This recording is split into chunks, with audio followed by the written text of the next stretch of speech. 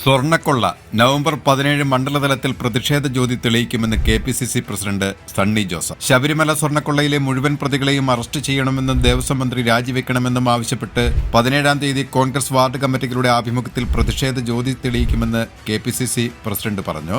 ദേവസ്വം മന്ത്രി രാജിവെക്കുന്നതുവരെയും എല്ലാ പ്രതികളെയും അറസ്റ്റ് ചെയ്യുന്നതുവരെയും കോൺഗ്രസ് സമരപാതയിലായിരിക്കും. 2019 മുതൽ 2025 വരെയുള്ള എല്ലാ ബോർഡുകളും അക്കാലത്തെ മന്ത്രിമാരും സ്വർണ്ണക്കൊള്ളയിൽ പങ്കാളികളാണ്.